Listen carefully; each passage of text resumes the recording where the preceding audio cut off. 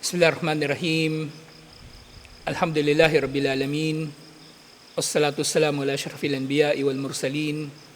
Nabiyina Muhammadin wa ala alihi wa sahbihi ajma'in. Assalamualaikum warahmatullahi wabarakatuh. So inshallah, natapos na natin 37, di ba? So in chapter 38 ng Kitabut Tauhid, Babu man ata al-ulama'a wal umara'a fi tahrimi ma'ahallallah. Ang kabanata tungkol sa katotohanan ang pagsunod sa ulama. Ibig sabihin mga pinunong panrelihiyon at umara, mga pinunong pampolitika, nasusundin nila mga ito sa pagbabawal ng mga ito sa pinahintulutan ni Allah. Ibig sabihin, yung ginawang pinahintulutan ni Allah ay pinagbabawal ng mga ito. O tahlili ma haram Allah. O susundin nila ang mga ito sa pagpapahintulot sa ipinagbawal ni Allah. Ang resulta nito, faqad ittakhadahum arbabam min dunillah. Sino mang sumunod sa kanila na nagpapahintulot sa pinagbawal ni Allah o nagbabawal sa pinahintulot ni Allah, itinuring na niya ang mga ito bilang mga Panginoon liban pa kay Allah. Ibig sabihin, shirk ang gawain na ito. Ito ay pagtatambal kay Allah subhanahu wa ta'ala. At nalalaman natin yung maraming sample niyan, di ba? O sa pag-aasawa, pinahintulutan ng pag-aasawa, pero pinagbawal ito ng mga pari sa kanilang mga sarili. Ang pag-aasawa ng mahigit sa isa, pinahintulutan sa lahat ng relihiyon, pero pinagbawal ng simbahang katoliko, ng Kristyanismo sa pangkalahatan. Tapos yung mga pinagbabawal, pinapahintulutan naman nila, katulad ng alak, sugal, at iba pa. Ngayon, ang kinalaman ng kabanata na ito sa Kitabut Tauhid, hiya an nata'atir ru'asa fi tahrimil halal wa tahlilil haram syirkun akbar yunafit tauhid. Ang kinalaman nito sa Kitabut Tauhid ng pagsunod sa mga pinuno sa pagbabawal sa pinahintulot at pagpapahintulot sa pinagbawal, ito ay syirkun akbar, malaking syirk na nakakasira sa tauhid. Ibig sabihin, nagiging kafir, nagiging musyrik ang gumagawa nito, waliyadu billah. So, sinabi ni Ibn Abbas radiyallahu anhuma, yushiku an tanzila alaykum hijaratun minas sama. Aqulu, qala Rasulullah sallallahu alaihi wasallam, wa taquluna, qala Abu Bakar wa Omar. Waliyadu billah. So, sinabi ito ni Imam Ahmad, iniulat ni Imam Ahmad sa kanyang musnad. So sabi ni Ibn Abbas, bilang babala sa mga tao, na halos bumagsak sa inyo ang mga bato mula sa langit. So bakit ganito na lang ang nasabi ni Ibn Abbas sa mga tao? Kasi sabi niya, sinasabi ko sa inyo, sinabi ito ni Propeta Muhammad sallallahu alaihi wasallam, tapos ngayon sasabihin niyo sa akin, sinabi ni Abu Bakar at sinabi ni Omar. So, ang nangyari dito kasi, maaaring ang panahon ni na Ibn Abbas,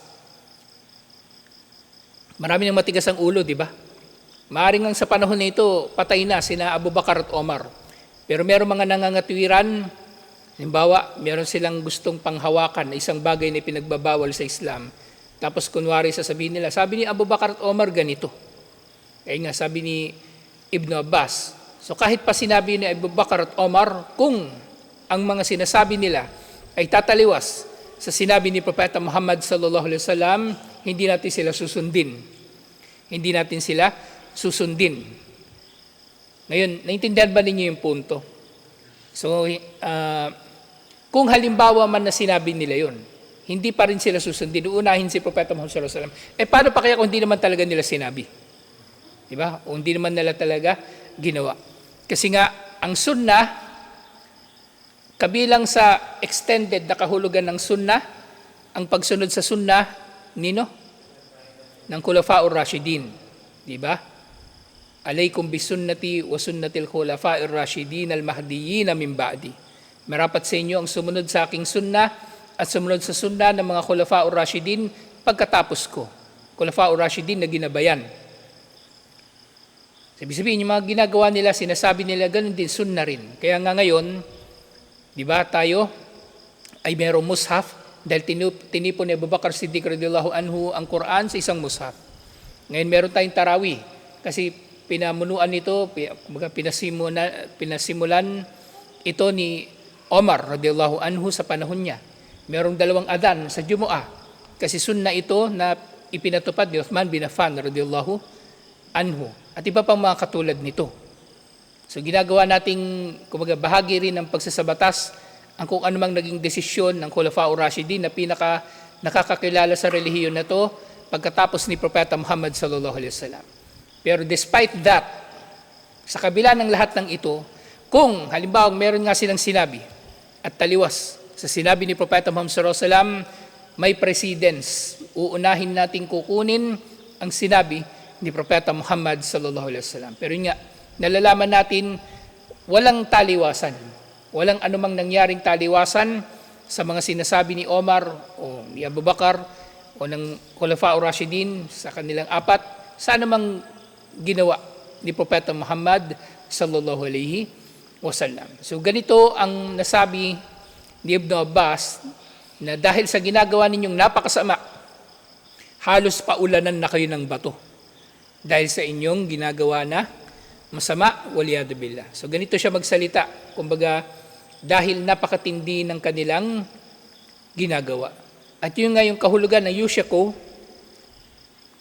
Ang kahulugan ng Yushaku na katulad ng sinabi ni Ibn Abbas radiyallahu anhuma, ma'na Yushaku yakrubu wa yadnu wa yasra'u. Ito ay kumbaga yakrab, kumbaga palapit ng palapit, o yadno, nasa parehong kahulugan, malapit na mangyari, o mabilis na mangyayari. Kumbaga, malapit na, maaring mamaya ng konti, 1 segundo na lang darating na. Yushaku. Kumbaga, maraming mga ganitong hadith na may ganitong salita na nababanggit yung Yushaku. Halimbawa, doon sa isa pang hadith yung tungkol sa yung magiging ulo ng donkey, yung ulo ng nakikipag-unahan siya sa imam sa paggalaw sa sala. At iba pa mga katulad nito. At madalas nagagamit itong Yushaku sa konteksto ng parusa. Parusa sa anumang tukoy na masamang gawain o pinagbabawal na gawain sa anumang hadith. Wa maqsudu Ibn Abbas ar-raddu ala man qala inna Abu Bakar wa Omar la yarayani at tamattu bil umra ila al hajji wa anna ifrad al hajji afdalun. So merong usapin, kumbaga yung sabab ng wuku ng hadith na ito o nung nangyari na ito, minsan daw ay nagkaroon ng pagtatalo sa pagitan ni Ibn Abbas at nung mga nag-hajj. So, yung mga nag-hajj, sinasabi nila na hindi, kumbaga, para sa kanila, hindi mas mainam na gawin ng umrah na may kasamang hajj. Kasi di ba meron 3 klase ng hajj? Yung ifrad, yung hajj lang talaga yung gagawin mo. Tapos yung kiran, pagkatapos mo mag-umrah, hindi ka aalis ng ihram, didiretso ka ng hajj. At yung tamattu, mag-umrah ka muna, aalis ka sa ihram, at pagdating ng 8 araw, babalik ka sa ihram. So, sa mga hadith, nababanggit na mainam, pinakamainam yung tamattu, kumbaga. Pero para sa kanila, na dito sa mga, kumbaga, nakipagtalo kay Ibn Abbas, na katwiran ng mga nakikipagtalo kay Ibn Abbas, na sinabi raw ni na Abu Bakar at Omar na hindi raw nakikita ni na Abu Bakar at Omar na ang tamattu, yun nga yung mag-umrah ka muna, tapos aalis ka sa ihram, tapos babalik ka sa ihram, na ang tamattu bil umrah ilal hajji wa na ifrad al hajj afdal. So, kumbaga para sa kanila daw sa pananaw ni na Abu Bakar at Omar, mas mainam daw yung ifrad kaysa sa tamattu. Naintindihan niyo? Yung ifrad, yung hajj lang. Yung tamattu, mag-umrah ka muna, aalis ka sa ihram, Teka, para mas maintindihan ninyo. Kapag dumating na ang buwan ng Dulhijjah, o yung maaaring kang dumating pa doon na mas maaga pa, pwedeng Dulqa'dah pa lang nandun ka na. So pwede kang darating doon sa tinatawag na tamattu na ito, darating ka doon sa Makkah, tapos ikaw ay mag-umrah. Pagkatapos mo mag-umrah, alis ka sa ihram. Pag dumating ikaw 8 araw, sasaka ka, mag-ihram uli para sa Hajj. Yun yung tamattu. Ngayon yung kiran, maaring darating ka ng ilang araw o isang araw na lang bago yung ika-8 araw. Darating ka doon mag-umrah at mga ilang oras na lang mag-oras na ng o araw na ng Hajj. Dire-diretso ka na naka-ihram, hindi ka umalis sa ihram. Yung ifrad naman, dumating ka sa Makkah o doon sa mga lugar na ginagawa ng Hajj. Kahit nandun ka na sa Mina, bilang halimbawa, dumiretso ka na doon kung saan nananatili mga nag-Hajj. Dumating ka doon, ang intention mo, Hajj na lang. Yun yung ifrad. So sabi daw ng mga tao, sina Abu Bakar at Omar, para sa kanilang dalawa daw ay mas mainam ang ifrad kaysa sa kiran.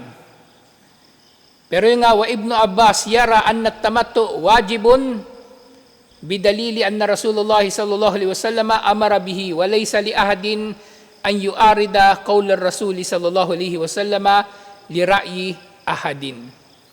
Sa pananaw ni Ibnu Abbas, sa usapin na ito, na ang pagsasama ng umrah at ang Hajj ay obligado. Kumbaga, sa kalagayan nila na yun, na kumbaga, yung magtatamattu. Pero syempre, kung hindi, wala ka ng panahon, kumbaga dumating ka na sa oras ng mismo, ng Hajj na, edi kiran ang gawin mo, kiran at ifrad na lang. Pero kung darating ka ng mas maaga pa, edi magtamattu ka. Ang sinasabi pa nga niya, ito ay wajib. Kasi merong hadith na inutusan ni Propeta Muhammad sallallahu alaihi wasallam na gawin ito. At walang sino man na may karapatan na taliwasin ang sinabi nito ni Propeta Muhammad sallallahu alaihi wasallam ayon sa sinabi ng sino man. Kahit si Abu Bakar o si Omar. Actually, wala namang problema. Gawin mo yung kahit alin sa tatlo, walang problema. Ang nagiging problema rito, yung naging issue, sinasabi nila mas mainam daw ang ifrad. Yung isa lang. Samantalang pwede mo namang gawin ng kahit alin doon. Kung titingnan pa nga natin dito, kung 'di ba, sabi wajib daw ang tamattu. Doon sa mga may kalagayan na nandoon na maaga silang dumating, mag-umrah, tapos mag-hajj. Actually, ginawa pa nga itong wajib ni Propeta Muhammad sallallahu alaihi wasallam. Ibig sabihin, ito yung mas mainam. Ito ang mas mainam. Ngayon siguro nangyari, tinanong sila ni Ibnu Abbas, anong dalil? Anong hadith? Kumbaga, ang mapangahawakan ninyo na para patunayan na mas mainam ng ifrad kaysa sa tamattu na gagawin ng mga tao na maagang dumating para sa Hajj, na mag-umrah muna sila, alis ng umrah at didiretso ng hindi didiretso, babalik sa ihram. Wala. Ang sinabi lang nila, sinabi ni Abu Bakar at ni Omar. Pero yung totoo niyan, itong usapin na ito, maaring ang wala naman talagang sinabing ganun si Abu Bakar at Omar. Kasi para sa akin imposible. Hindi ako masyadong familiar sa usapin na ito. Kasi Hajj ito bihira lang ako mag-Hajj para kumbaga maging bihasa ako sa usapin na ito.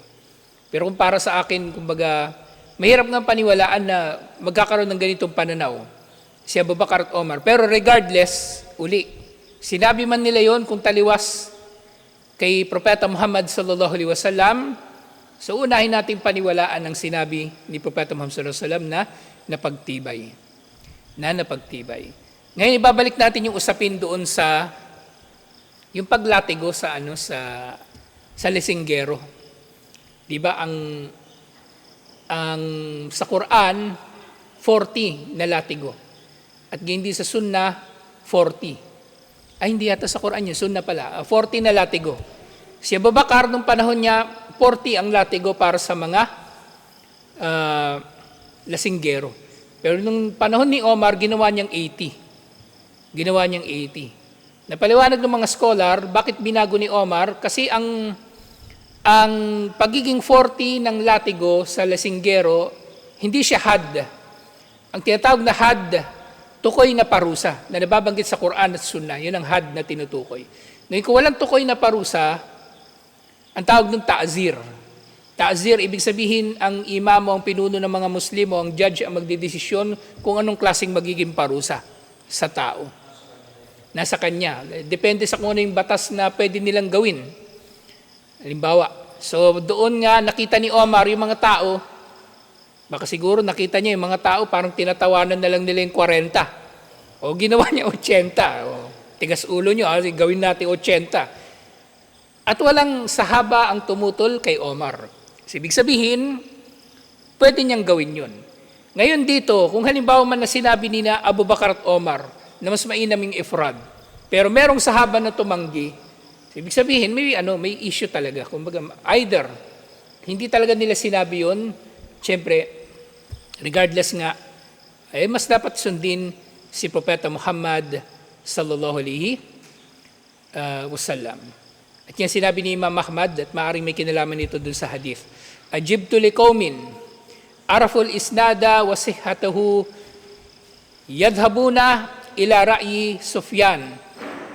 Wallahu yaqulu falyahdharil ladina yukhalifuna an amrihi an tusibahum fitnatun aw yusibahum adabun alim. Sasabi ni Imam Ahmad, nagtataka daw siya sa mga tao na nakakabatid tungkol sa sanad. Tungkol sa sanad, yung na merong ang mga hadith dumarating sa atin na merong sanad. At nababatid nila ang tungkol sa pagiging sahih ng mga hadith. So maaaring tinutukoy niya nga rito yung usapin pa rin kanina, yung kina Ibn Abbas. Pero sinusunod pa rin nila ang pananaw ni Sufyan. Si itong Sufyan na ito, maaaring ang tinutukoy nila si Sufyan al-Thawri, rahimahullah. Sinusunod nila yung opinion ni Sufyan al-Thawri na maaaring ganun din yung pinanghawakan ng mga tao kanina na nakadebate ni Ibn Abbas.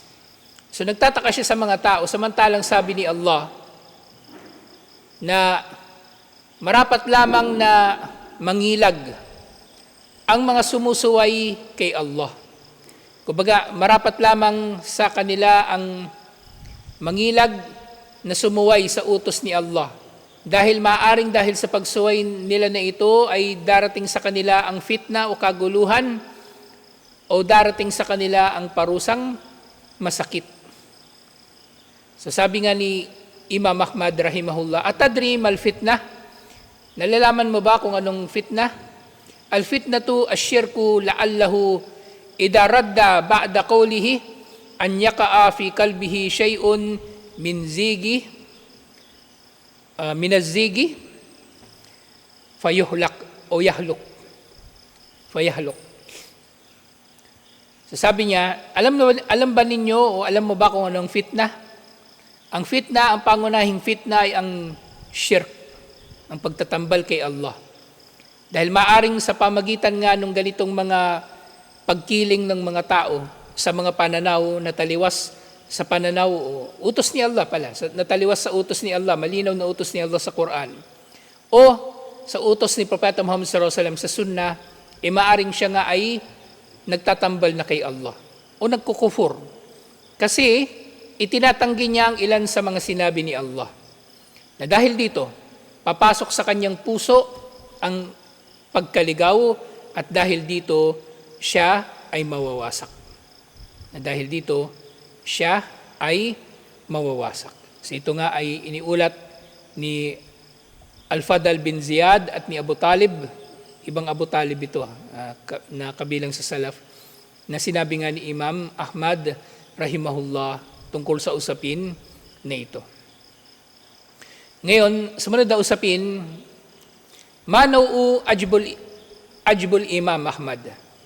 Anong uri raw itong pagtataka ni Imam Ahmad sa mga tao? Bakit niya pinagtatakahan yung mga tao? Ishrah qawluhu ta'ala, at ipaliwanag daw ang kahulugan ng sinabi ni Allah, falyahdharil ladina yukhalifuna an amrihi, na marapat lamang na mangilag o kabahan, matakot ang mga sumusuway sa utos niya, utos ni Allah. Na yung aya na yun, wama wajhu istidlal Imam Ahmad biha. At paanong ginamit ni Imam Ahmad ang aya na ito na nasa Suratul A'raf verse 17. Yung aya na yun, nasa Suratul A'raf verse 17, paano ito ginamit ni Imam Ahmad tungkol sa usapin na ito para linawin na hindi nga pwedeng gagawing haram ni numan ang ginawang halal ni Allah. At hindi nila pwedeng gagawing halal ang anumang ginawang haram ni Allah. At yung sinasabi, Ajab al-Imam Ahmad bima'na al-inkar ala ulaika alladhina ya'rifuna isnad al-hadith wa annahu sahihun an Rasulillah sallallahu alaihi wasallam. Nagtataka siya na yung mga tao ay kumbaga tumatanggi na wajib, kumbaga yun nga yung usapin kanina, wajib yung tamattu para doon sa mga nasa ganoong kalagayan.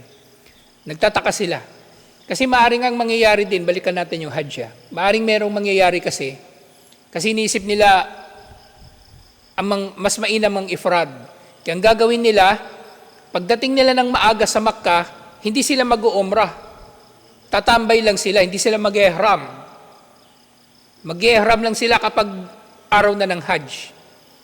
So dahil sa, kumbaga, lumaganap na yung mga ganitong sabi-sabi. So pinagtataka niya, bakit tinatanggihan ng mga tao na dapat lamang silang magtamattu? Samantalang nalalaman nila, yung hadith na yon tungkol sa tamattu ay hadith na sahih. Na napagtibay mula kay Propeta Muhammad sallallahu alaihi wasallam, la majala lil kadhibi wat ta'ni fihi. Nang hadith na ito ay walang puwang na magkakaroon ito ng anumang taglay na kasinungalingan o anumang kapintasan. Nagtataka siya, paanong ang ganitong sahih na hadith, yatrukunahu wa yakuduna bira'yi ba'din nasi ka Sufyan al-Thawri. O si Sheikh Sufyan al-Thawri nga yung sinasabi. So paano nilang pinasisinungalingan yung hadith na sahih, tapos kukunin nila ang pananaw ng ibang tao, katulad ni Sheikh Sufyan al-Thawri. Ngayon, uunahan na natin yung usapin na ito. Si Sheikh Sufyan al-Thawri ang isa sa mga pipitagan ng mga scholar ng naunang henerasyon ng mga Muslim. Okay, hindi siya ligaw, kumbaga. Hindi ito binanggit ni Imam Ahmad para pintasan o siraan si Sheikh Sufyan al-Thawri, pero maaring yun nga, tao lang siya. Nagkaroon siya ng pananaw o nagkaroon siya ng ganitong paninindigan dahil yun yung kanyang pag-unawa, naging pag-unawa sa dalil, sa mga batayan. Kaya nga, maaring yung tao, kahit gaano siya kamaalam, ay maaring magkakamali siya. At yun nga, nagkakasala ba si Sheikh Sufyan al-Thawri sa kanyang ganitong pananaw? So maaring hindi. Kasi naalala niyo yung hadith, di ba? Yung tao, yung pinuno o yung hukom na naghatol, tapos siya ay naging tama sa kanyang paghahatol, matapos siyang pagsikapan na makarating sa tamang hatol, ilan ang reward niya? Doble. Kasi may reward yung pagsisikap niya makarating sa tamang hatol at may reward din yung kanyang tamang hatol. Ngayon, yung hukom na nagsikap na makarating sa tamang hatol pero nagkamali, meron pa rin siyang isang reward. Kasi rewarded pa rin yung kanyang pinagsumikapan. So maring ganun Sheikh Sufyan al-Thawri. So ganito yung nangyari, pero hindi ibig sabihin na lalagyan na natin X. Parang ngayon, di ba? Magkamali ka ng konti sa Facebook, may X na yung mukha mo. Hindi ganon. Hindi ganon. So yun nga, merong may ganitong pananaw, Sheikh Sufyan al-Thawri, pero hindi natin siya pinipintasan. Ang gagawin lang natin, hindi kunin natin kung ano mas malinaw, kung ano mas matatag, anong mas matibay na pananaw sa anumang usapin. Anyway, ang usapin nga na ito, actually lang ito furo. Mga sanga-sanga lang ito ng fake. Hindi ito yung mismong katawan o ugat ng fake. So, kung magkakaroon ng ganitong usapin, simple lang. Huwag natin kunin. Kunin natin yung mas tama. Kunin natin mas tama. Katulad ng kung paanong ipinangangaral nga kahit ng 4 na imam ng mga madahib, sina Abu Hanifa, Imam Shafi'i, Imam Ahmad at Imam Malik. So sinasabi nila, idha sahal hadith fa huwa madhabi. Kapag napatunayang tama ang hadith, at yung hadith na yung taliwas sa sinasabi nila, yun ang susundin nila yung hadith, hindi yung sinabi nila.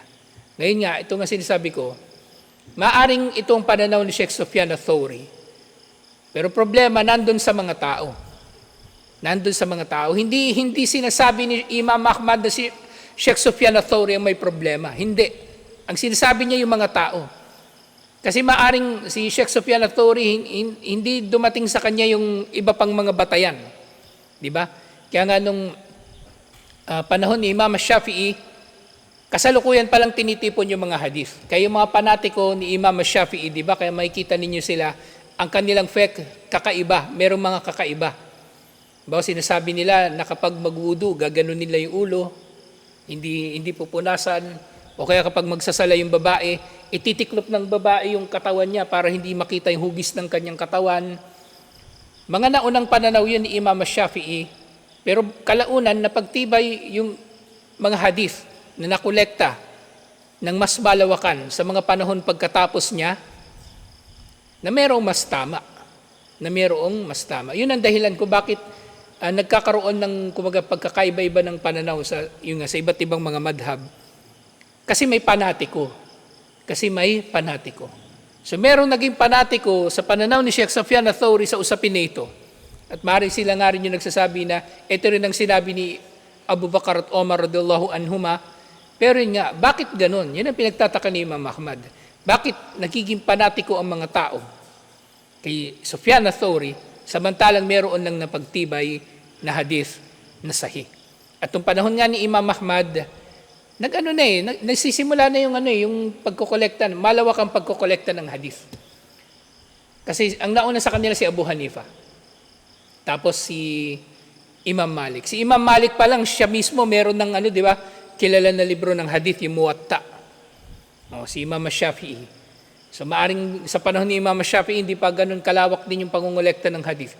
Pero panahon ni Imam Ahmad, medyo malawak na. Nauna si Imam Ahmad kina Imam al-Bukhari. Mga ilang taon pa yung nauna siya. Pero si Imam Ahmad, meron na siyang Musnad Ahmad. Nasabi niya na yung hadith na yun sahih, yung tungkol sa tamattu, kaya nagtataka siya. Eto hawak kong patunay, ang hadith na yun sahih. Bakit kapag sinasabihan ko yung tungkol sa bagay na ito, pinangatwiran niyo pa rin ang sinasabi ni Sheikh Sufyan al-Thawri, rahimahullah. So, yung sa ito, una lang nating nilinaw, kasi nga maaring may mangyayaring ganito. At hindi ito dapat magiging fitna o kaguluhan sa mga Muslim. Malinaw ang ating manhaj. Mula rito, maintindihan natin ang kahalagahan ng manhaj. Diba? Kasi yung mga tao, itinatanggi nila yung salafiyah. Walang kwenta yan. Sabihin nila, walang kwenta yan salafiyah, walang kwenta, hindi namin kailangan yan. Importante Muslim tayo. Lagi nila sinasabi, di ba? Muslim sila, tapos halo-halo naman yung kanilang mga paniniwala, sinasabi at ginagawa. Kasi wala sila sa tamang manhaj. Hindi sila naniniwala na importante yung manhaj. Importante ang manhaj. Importante ang akida. Kasi kung Muslim ka nga, sige, sabihin mo Muslim ka, madali magangkin na Muslim ka, di ba? Kahit yung hindi nagsasala, pwede niya sasabihin, Muslim siya. O kahit yung tao na wala naman talagang kinalaman sa Islam, sasabihin niya, half Muslim ako eh. Paano ka naging half Muslim? Tatay ko Maranao, iniwan lang kami nung di ba? Half Muslim. Wala naman siyang kinalaman sa Islam, pero pakilala niya half Muslim. Lahat pwedeng magpakilala. Pero paano mo malalaman, paano mo matutukoy ang tunay na Muslim sa kanyang akida, Ahlus Sunnah wal Jamaah, at sa kanyang manhaj, sa kanyang kaparaanan, sa kanyang sistema, kung paano niyang inuunawa ang dalil sa manhaj ng salafiyah, kung paano inunawa ng naunang henerasyon ng mga Muslim ang mga dalil. Ganun kasimple, ganun kadali. Pero nga yung mga tao, nasa dulo na tayo ng panahon eh. Kung ito, panahon ni Imam Ahmad tas mas nauna pa doon, panahon ni Ibn Abbas, radhiyallahu anhuma. Magulo na, o meron ng matitigas ulo, lalo na ngayon. Malaking bagay. At sa Islam lang merong ganyan. Sa Islam lang merong ganyan. Katulad nga ng sinabi ni Ibn al-Mubarak rahimahullah, al-isnadu minad-din. Lagi ko nababanggit ito sa inyo. Ang isnad, ang siyensya ng isnad ay kabilang sa relihiyon. Laulal isnad, kung hindi lamang dahil sa isnad, laqala ma sya'a bima sya'. O laqala man sya'a ma sya'. Dahil kung walang isnad, sasabihin na lang ng kung sino mang gustong magsabi ang gusto niyang sabihin. O sabihin niya, sinabi ito ni Omar, sinabi ni Abu Bakar, o nasa ng isnad.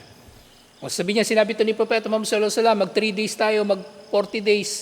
O nasa ng isnad. Nasa ng isnad. O sabihin niya, ano siya, master siya ng tajwid. O nasa ng isnad. Saan ka natuto? Ganun din. Ganun din. Kumbaga sa lahat ng bagay. Merong isnad, inshallah. At Islam lang ang merong ganito. Alhamdulillah. Napatunay lamang na ito ay tunay na relihiyon. Hindi natin isinasabuhay ang relihiyon na ito ng laro-laro lang. Kumbaga ito ay relihiyon na sistematiko, maayos, organisado, kasi ito ay mula kay Allah. Hindi ito relihiyon na inimbento lamang ng tao, alhamdulillah. Sa yung unang bahagi dito, mainam rin na itong unang natukoy sa pagtalakay. Kasi papasok talaga ito muna, kumbaga, para maintindihan ng tao kung bakit hindi pwedeng gagawing haram ng taong ginawang halal ni Allah. Para mas maintindihan niya yun, kailangan niyang maintindihan ito muna. Walang karapatan ng sino man na baguhin ang sinabi ni Allah o sinabi ni Propeta Muhammad sallallahu alaihi wasallam, magkakaroon siya ng ibang interpretasyon sa mga ito. Mabuti na una itong natalaki. Kasi minsan isipin natin, di ba, self-explanatory na yan eh. Hindi natin pwedeng gagawing halal ang haram. Pero yun nga, sinasabi natin self-explanatory. Pero palaging nangyayari, merong tao na merong baluktot na pag-unawa sa mga dalil. Ngayon, anong gagawin natin sa taong may baluktot na pag-unawa sa dalil? Ito, ang manhaj ng Ahlus Sunnah wal Jamaa, katulad ng kung paano itong pinanindigan ni Imam Ahmad sa kanyang pagsasabi na hindi maaring pangahawakan ng tao ang sinabi ni Sheikh Sufyan al-Thawri, na mas pipiliin nila ito kaysa sa hadith na sahih. Ang hadith ang pangahawakan natin, inshallah, at hindi ang anumang pananaw ng tao. Kahit gaano pa siya kamatuwid. Diba, Sheikh Sufyan al-Thawri, walang sino mang makakapintas sa kanyang pagiging matuwid. Pero syempre, sa usapin na ito, mas tama ang hadith, edi susundin natin ang hadith. At mas karapat dapat nga na sundin ang hadith kahit pa parang di ba? Isipin natin, halimbawa, sample lang halimbawa, sasabihin natin, mas rasyonal, mas kapanipaniwala yung sinasabi ni Sheikh Sufyan al-Thawri kaysa sa sinasabi ng hadith. Yung hadith pa rin ang susundin natin. Mas madali yung sinasabi ni Sheikh Sufyan al-Thawri kaysa sa hadith. Kasi yung hadith mahirap Tamatto. Nag-ano ka na nga, nag-umra ka na, tapos mag-hajj ka pa uli. So, isipin na tao, di ba, dobleng pahirap. Mas madali nga yung ifrad na lang. Mas madaling ifrad na lang. Kasi ifrad din pala, naalala ko, yung ifrad pwedeng wala kang katay na, na hayop. Kung daw nagkakamali, yun yung isa sa mga pinagkaiba. Kaya may mga tao gusto nila ng ifrad. I-check ko nga uli kasi huling beses ako nag-hajj 2011 pa, tagal na. Hindi ko na maalala masyado yung mga ahkam. Pero nga kung gano'n ang kalagayan, susundin pa rin natin yung hadith at hindi sinabi ng kung sino lang, alhamdulillah. Kahit matuwid pa sila, rahimahumullah. So tutuloy natin ito inshallah next week.